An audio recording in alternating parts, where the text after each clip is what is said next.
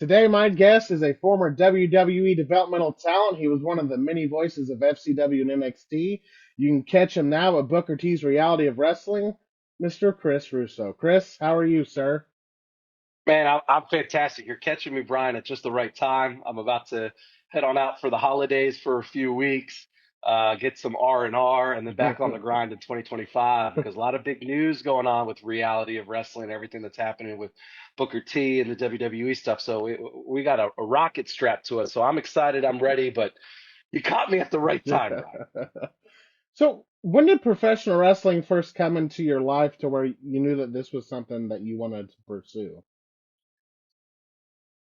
I actually never thought about it. I watched it as a kid growing up in the Attitude Era, even in the years before it during kind of the lean period, but really got into it during the Attitude Era. But like in my brain, I never quite understood that like anybody, if you really wanted to, could join a school. Like there were never any commercials for it. I grew up in the DC area, Hmm. so it wasn't like this giant hotbed of professional wrestling, especially when it comes to schools or things of that nature. So it never crossed my brain like, oh, like this is something I want to do. I just always enjoyed it as a fan, watched it through all the way into high school and into college. But it was a chance encounter while working for Clear Channel in college. Um, a promoter by the name of Marvin Ward was running shows in the Shenandoah Valley, where I was going to school in Virginia, and was trying to promote the show and spend money on advertising for the show through the radio station. And he also was asking the radio station, like, hey, is there anyone that we could maybe use as a local personality to use for like a ring announcer? And I raised my hand right away. I said, oh, I'd love to do it. I had no idea anything about getting into it or whatnot. And that was my first taste. That was my first taste of actually like being inside of a ring, meeting some really cool legends of the business along the way, and getting involved for those first few years where I was just happy to be there for the ride for these spot shows that happened a couple of times a year around, Harrisonburg and Stanton and other places there in Virginia. So, what was your first initial reaction to getting into professional wrestling and being around? Because it's personalities, everybody's different. What, Yeah, did it you feel was. like you were over you got in over your head, or you just smooth transition? Yeah, I didn't like I was not smart to the business at all. It took me a very long time to get smartened up. I was just happy to be there. I was obviously very respectful the whole time, but you're seeing, at that time those legend shows that were being put in. The local hero was Kid Cash, Hmm. but Marvin would always bring in talent like your Scott Halls, your X Pacs, your Midnight Express, your Boogie Woogie Man. And then at the time, though, also local guys like Sanjay Dutt, Hmm. would perform. Evan Courageous, Chris Hero did a couple of shows. Like in retrospect, when I saw him at FCW, I was like, did we work on some shows with Marvin Ward? It was crazy, but again, I didn't know any better. And I wasn't asking questions like, oh, this is going to be my ticket to the WWE. Again, I just never made connections that like a guy that just enjoyed being a Hmm. ring announcer or anything could parlay this into a career. So those first few years, just happy to be there, right? It wasn't until I moved to Florida for grad school, and at the time, my then girlfriend was going to physician assistant school, and one of her classmates was Scott Wheeler, who's now one of the referees at NWA. Hmm. And she knew I was a big wrestling fan and had been doing this stuff. And so she passed my name along to Scott. Scott at the time was doing referee work for Off of the Wild Samoans promotion there in Central Florida.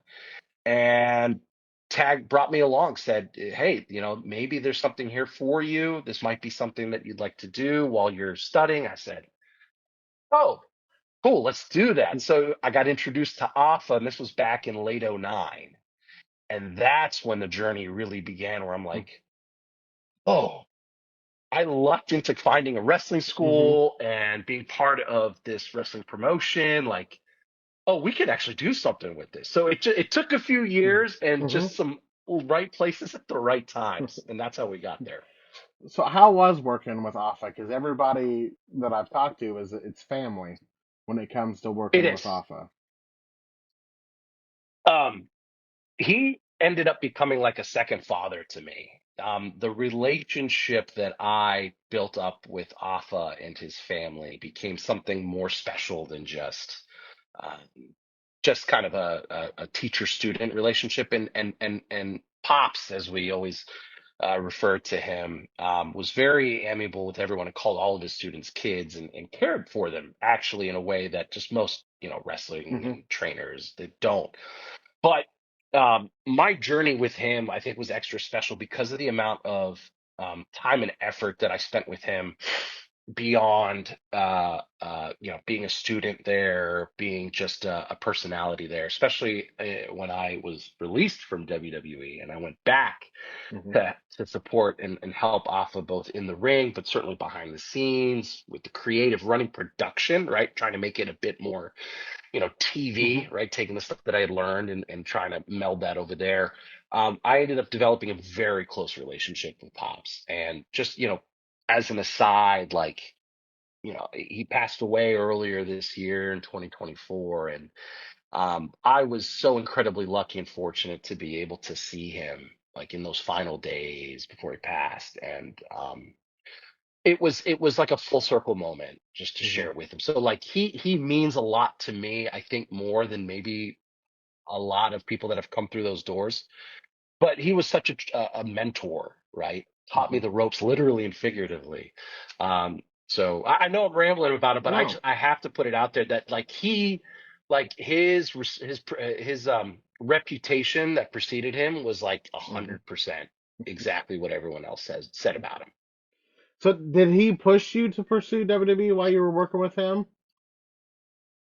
That's great. That's a great question. I think we y- to a degree, yes, because I knew that he had obviously developed really good relationships with a lot of the kind of backstage Hmm. heads, right? He had very close relationships with Michael Hayes and with Johnny Ace, who was the head of talent relations at that time. I had completed my in-ring training. Like I learned how to be a wrestler. But I was working for with him for about 6 to 8 months at that time before I was like, hey, Pops, is there s- opportunities for announcers or broadcasters to go through developmental? Because, wrestlers, obviously he would Hmm. have tryouts and send, students. I mean, the lineage of people that he sent that ultimately got picked up to developmental, a lot of them. But I asked, he said, and that was something that obviously he saw talent in me. He saw that I had, the kind of the right mentality eh, and obviously the right skill set, right? The talent Hmm. that it was worth it. So I know that I brought it up with him, but he was the one that kind of took it to the next level to get me introduced and get me, some opportunities over there for tryouts. So how did that all come about? Was that a nerve-wracking experience, Yeah, it to was say a the it least? was a I ended up having two went to TV a couple of times. And pretty much more or less a TV. It was like I had a 2-minute conversation with Johnny Ace, and it was like, hey, let's get you down to FCW to do a tryout show.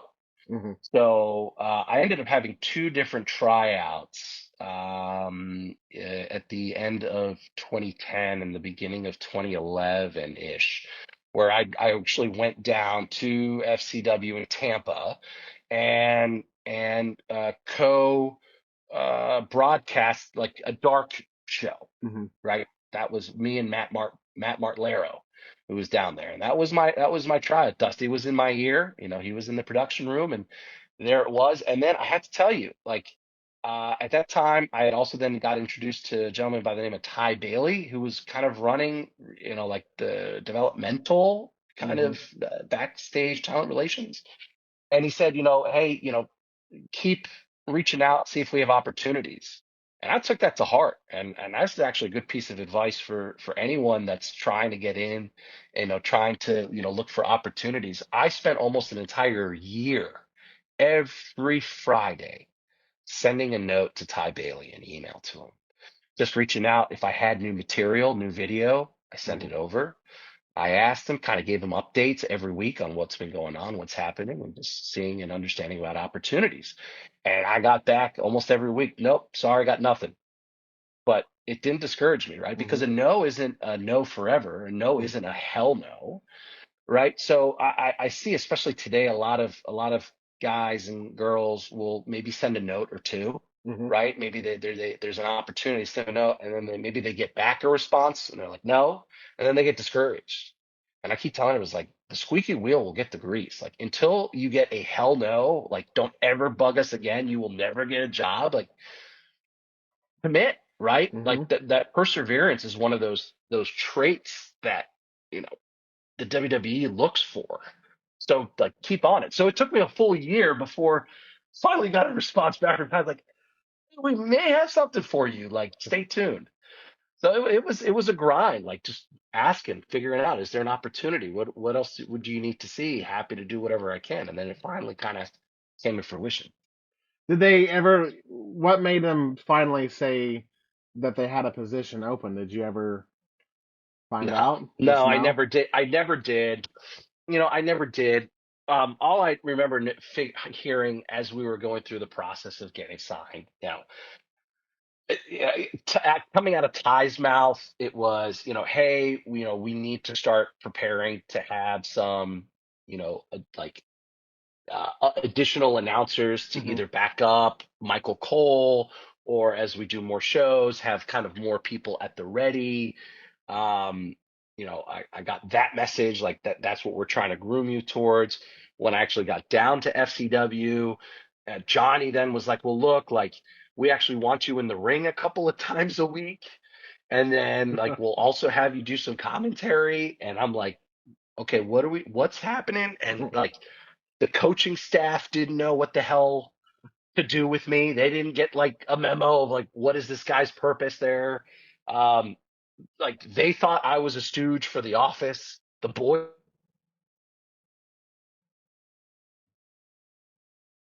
stuff, like reporter of what's going on down there, right? Hmm. It was a little awkward. So no, I never.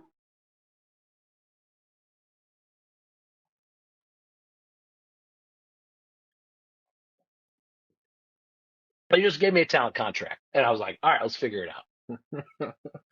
So what was the process like for that kind of talent contract? Was it just like a standard deal, or like you said, they said you wanted to do some in ring work and then some commentary work, and then how long did that go on before they were like, here we go, this is what we want I you to well, do? I have no idea like what was talked about behind the scenes or anything of the sort, but no, I mean I went through the regular when you are a when you get a talent contract, whether you're a referee or announcer or wrestler, like you go to Pittsburgh, Hmm. you get concussion tested, you get physically tested, your blood work, all the stuff. Like I had to get drug tested while I was down at FCW. Like Hmm. you're treated as talent, and your contract is written as talent. I think it took maybe about a month till they Hmm. were like, okay, I mean, this guy is not really meant to be in the ring. And look, like, frankly speaking, those first few weeks, I'm a bit nervous. Like, I actually ended up like in the ring, like we're going through drills, and I accidentally, Calvin Rains, one of the guys that was down there at the time, I accidentally kicked him in the nether regions while we were doing a drill.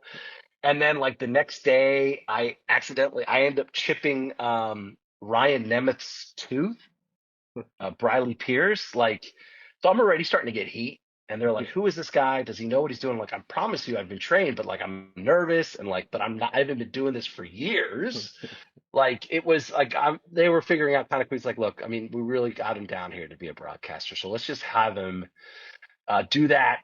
And, during the rest of the days when we're not filming, he can help us out in the office in production and then, work alongside to support Dusty Rhodes. Like we figured it out.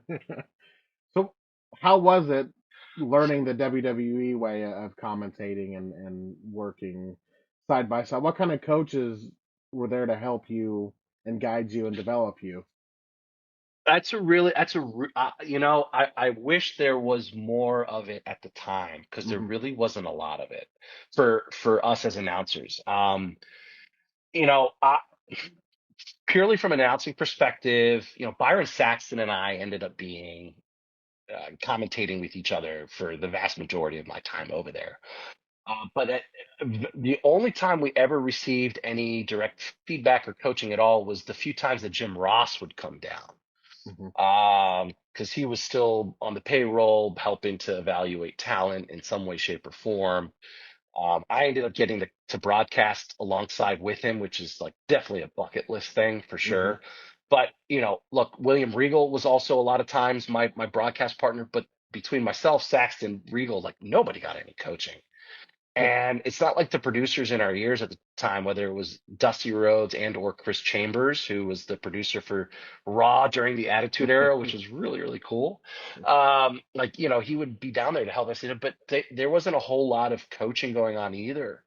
Um, so it was really just kind of like learning as you go, kind of figuring it out. Byron was really, really helpful because he had spent time at ECW, right? Hmm. Doing commentary prior to that, my time in FCW. So obviously he's getting earfuls from Vince and he's learning along the way. So, obviously the biggest piece of advice that I can give to aspiring broadcasters that was really instilled into me is sound bites, right? Hmm. Commentary, professional wrestling commentary needs to be sound bites. Obviously I'm giving stories here, and so I'm taking up a lot of time talking, but sound bites when we're talking about wrestling matches are what's important. Don't go on soliloquies and make long points. Run on sentences don't work, right? Say something. You don't have to have it fully fleshed out. Say what you want to say, get in and get out. Like I love Jim Ross, the things that he taught a lot, and God bless him. Some of the stories that I have about him, but one of those things like, listen, Russo, look, we don't get paid by the word over here, so you don't really need to say and try to fill in all the air that you need to. Just say what you need to say and get out. Like that's really good advice. So Hmm. little nuggets along the way, but a lot of it was just kind of figuring it out as we went along. Is there any particular moments that stand out more than others during your time at FCW? I Certainly a few, right? Hmm. Having talent like roster talent come using FCW, right, to Hmm. get them back into shape before they get back up on the road. So being able to pick the brains of people like CM Punk and Kane and Rey Mysterio and Randy Orton, guys that would come through, that was always a treat. Hmm. Um, um, I would say when we did the pilot episode of NXT, like what ended up becoming Full Sail NXT and away from the kind of contesty game show that they did, Hmm.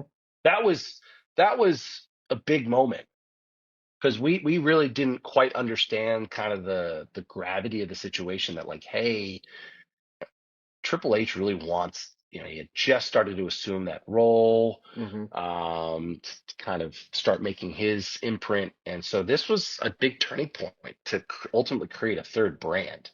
So we're at Full Sail University and we're like running this like TV. And I'm like, okay, this is cool.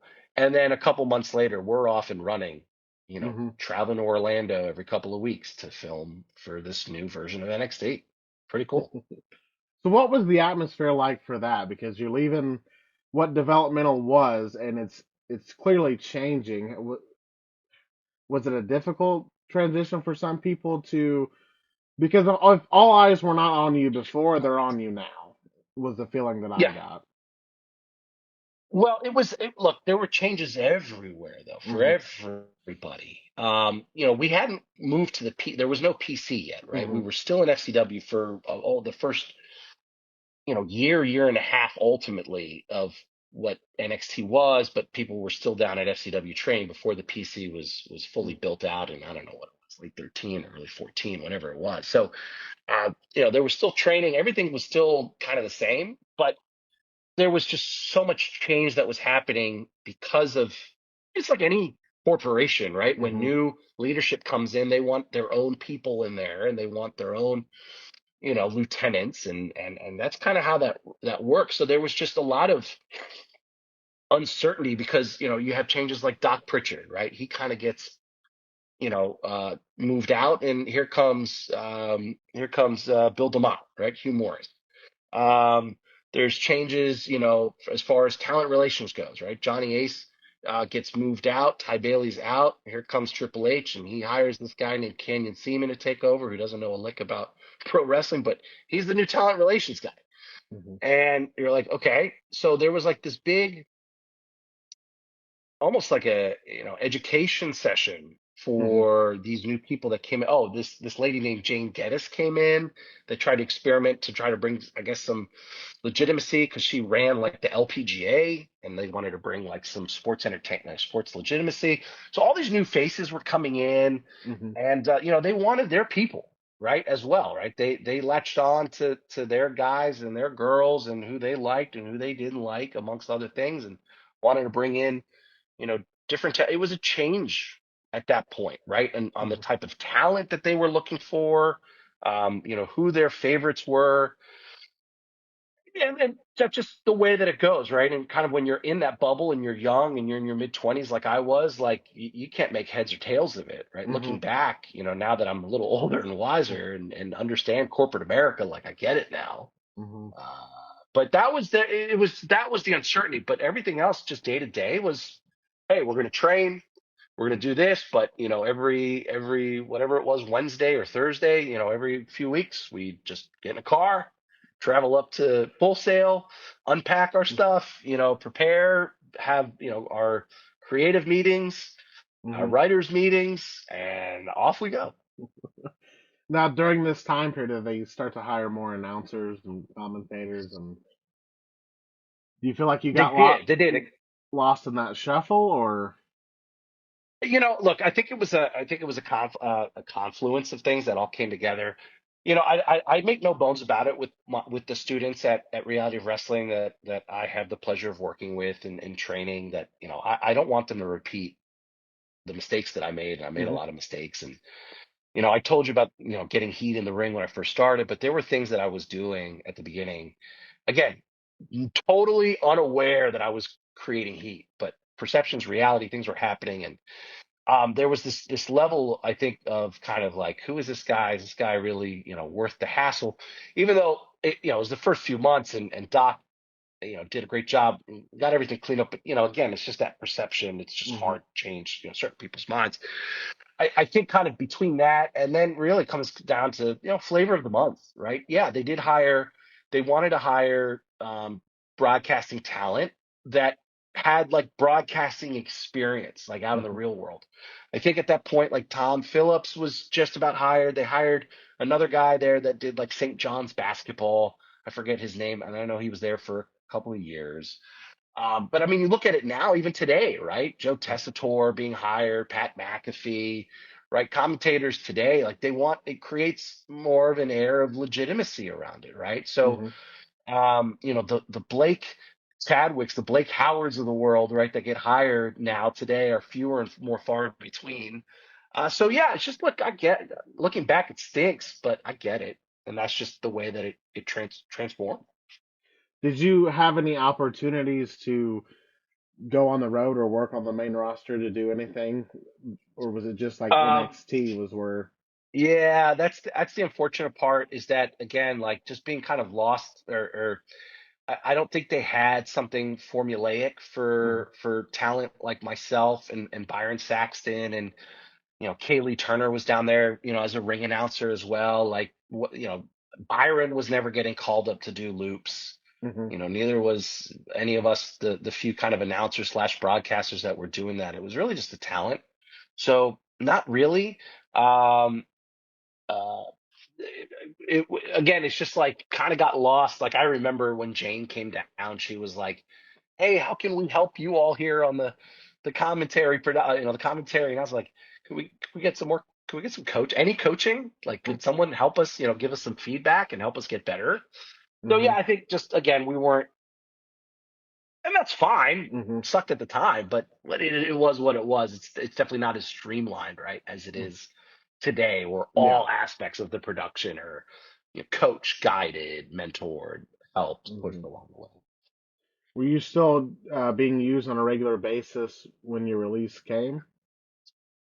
Yeah, yeah. Well, I didn't. In retrospect, I should have seen it coming. But Hmm.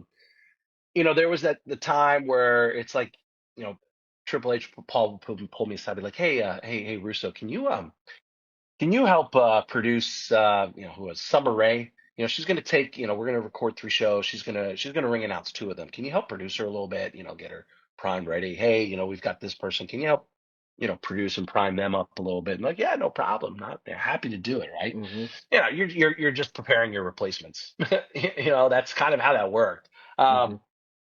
I still, you know, I it, it's not like I did something terribly wrong that created me, you know, getting Hmm. released. But I think it's just, as I said, all this confluence of things and happened on a Friday, and here I am, or there I was, a year after getting hired, more or less, and I'm just Hmm. like, oh, well, that dream is done.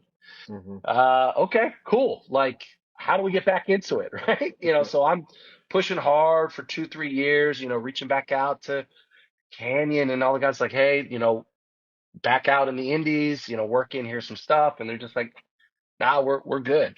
Like it finally came Hmm. to the points like, I said, keep pushing until a no turns into a hell no. And it's just like, nah, we're good, man. Like, cool. And then that's Hmm. kind of when the realization came, is like, hey, you know what? That dream is done, right? Like, Hmm. stop chasing at that. Just be the best version of what you can be for what you want to do if you want to keep going in wrestling moving forward. So it was unbelievable the year that I had, Hmm. working with the trainers that I did, being surrounded by the people that I was surrounded with, the talent Hmm. that was down there at SCW at that time that ended up becoming and still are like the top guys. I mean, holy smokes, right? Like, Hmm. there's a lot of cool things to look back on. And then now, Brian, it just really comes down to like everything that I've been giving to wrestling in the like 10 plus years since has just been trying to give back, Hmm. right? The WWE's way of professional wrestling, the TV style of wrestling, is such an important skill to learn. Hmm. And so it's all about, I want to see as many people get those opportunities, um, and make as much money as they can. So that's really where that focus and mindset has been ever since leaving the WWE bubble. Although, hey, right, and we're kind of back into that sphere now with Row and WWE Hmm. ID. So you never know how life works. So before your release came, was there any particular talents you enjoyed working with? Bray Or Wyatt is one of the first names that comes to mind. Like, I remember, being there with Rob Naylor, and I haven't given him any mention till right now, by the way. Like, Rob Naylor, who has been around wrestling forever, and like the real ones know who he is. He and I Hmm. were down there grinding in the production room, working behind the scenes, helping Dusty, helping everybody. But one of the perks and benefits that we got was helping talent and putting together characters and ideas and pitches, right, to the Hmm. writing team, right, to get them moved up. And putting together the storyboard of what that Bray Wyatt character really was, um, finding his music, the Hmm. iconic music. That was Rob Naylor, myself, and Wyndham in the room on the computer on our little, I think they called it taxi cab, like the licensed music we were allowed to use. We Hmm. found this and we're like, this is it. And it just became this movement, right? But Bray was such an easy guy to work with. And he was so creative, so creative. That like talent like that was just irresistible. It was just a matter of time. In fact, God bless the people that recorded FCW stuff and put it on YouTube that you can actually still find, like Hmm. from the local Bright House networks. But not that long ago, I'm like watching like some old stuff that, from my commentary stuff, and I'm watching these Bray Wyatt in ring promos, and I'm just like, this is amazing. So Bray Wyatt, near and dear to my heart. Um, I mean, look, again, you talk about undeniable talent. Seth Rollins, undeniable. Hmm. Dean Ambrose, John Moxley cut this promo. If you go out and find it, he cut this promo at the end of his match. This was when he was building up his feud with William Regal that really kind of Hmm. signed off the FCW that we knew of before we fully moved over to NXT. He cuts this unbelievable promo after this match. I think he had it with James Bronson. And something happened where he's staring at William Regal out on commentary as he's making Bronson tap, or something happened, and William Regal gets up and he leaves and he goes to the back. And like Moxley wants his Hmm. adulation and his adoration, and he's not getting it. And Moxley like storms right to the back to try to find him. And he cuts this promo. And now, granted, like I didn't know much about, like I didn't watch a lot of independent wrestling. Hmm. So it's not like I knew a whole lot about Seth Rollins as Tyler Black and Chris Hero and Claudio when he was down there. Didn't know a lot about John Moxley. But he cut this promo, and I'm just like, if you can find it, please watch it. To anyone watching this, like, go look at old FCW stuff. Just find this Dean Ambrose match against James Bronson. I just remember this promo and I just go, holy smokes, this guy is it. He's got it. So watching him and Roman Reigns, like Leaki at the time, Hmm. like, they're just money, Hmm. right? And then the guy that was probably the most creative person down there was Xavier Woods. I mean, the guy had a pitch a day and was always filming stuff. And we put so much stuff in the can of these different concepts. What a great guy to work with. Damian Sandow, I know that you had him on your Hmm. show. Like I love Aaron. Again, it's just like it's one thing to be a great wrestling talent, Hmm. and we worked with a lot of great wrestling talent, but so many of those guys just had unbelievable ideas and they just had a feel for like what it meant to be a sports entertainer. So um it was cool. Really cool stuff. So you mentioned that you kept pursuing after you released until you finally got they're like we're good. What made you continue to pursue wrestling after they came back with that? I that might be the $1 million question there, right? Hmm. Because I was so young and dumb, and I didn't know how great, of an opportunity I ultimately had, right? Hmm. Being a wrestler and getting into WWE is so hard because there's so many wrestlers, only a few spots, and there's even fewer for guys like Hmm. me who are, you know, on the microphone. But I'm like, oh, this is easy. It might be like a rookie winning the Super Bowl or the Hmm. NBA championship, right? It's like, oh, is this going to be like this every year? Like, I guess we didn't know how good it was, but I tell you, I never fell out of love Hmm. with professional wrestling, especially like the teaching aspect of it, right? I don't claim to be a Hall of Famer.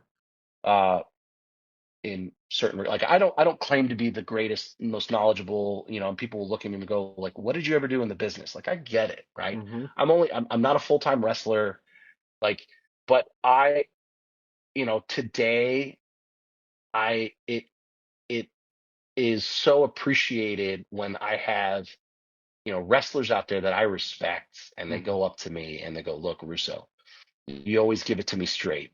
You never sugarcoat anything. How was the match? What did you see? What do I need to look at, work on? And to me, like that's all I like. I just want people to be able to tell really good stories. I love Hmm. storytelling. I never fell out of love with it. Like it's just like the putting my heart and soul into pro wrestling. I love Hmm. to entertain. I love to put smiles on people's faces. Hmm. That never gets old. But it's like that's what kept me going. Is that like, man, if there is something that I can impart into somebody that helps them get a better spot or get signed or Hmm. become this big thing, like it's a great feeling. So I've always been selfless like that, and that's just been my drive. And as I said, here we are all these years later. Hmm. This is what I still love to do. Now you fast forward, you're with Reality of Wrestling. The WWE ID is a thing now. How is working around all of that? It's I, I love it. Hmm. I love it because like Booker and Kevin Bernhardt, who's producer, who's like the right hand man to Booker. Charmel, like the three of them have been grinding on this for years. And I mean, reality wrestling's been there here for almost 20 years now. Mm-hmm. We've been doing they and then we've all been doing we've been doing the same thing Mm-hmm. for the last 20 years. And it's like, hey, like now, like the recognition is finally coming through to Mm-hmm. get that stamp of approval from the WWE. They're like, yeah, these guys know what they're doing. And if you want to learn wrestling in a way that, puts you in a good position to become a sports entertainer, you might want to go there. Like, it's exciting. Like, nothing has changed for us. Mm-hmm. And I think that's the big thing. Yeah, the lights are certainly a bit brighter now, right? Like the Mm-hmm. real work begins now because we've got this spotlight. But our mentality and all this stuff, nothing has changed. I've been with the company now since January of 2016, so we're talking 9 years here very soon. Mm-hmm. And nothing has changed in how we want to deliver the product to the audience. Mm-hmm. We consider ourselves at Reality of Wrestling to be the premier like AAA promotion. We call ourselves like AAA, like baseball. We're the AAA promotion here. You want to get up to the majors and get signed by a major television wrestling organization. You want to cut your teeth here. You want to spend time here, Mm-hmm. whether you're brand new or you're a veteran that's well known and well regarded on the indies. You know, use it as a finishing school. So it has been really cool that I am able to take the knowledge that I've learned from the WWE Mm-hmm. and use it here in a spot where we consider ourselves like the next step to the WWE. Mm-hmm. So how I commentate, how I ring announce, how I work in the back for production, how I help train the students.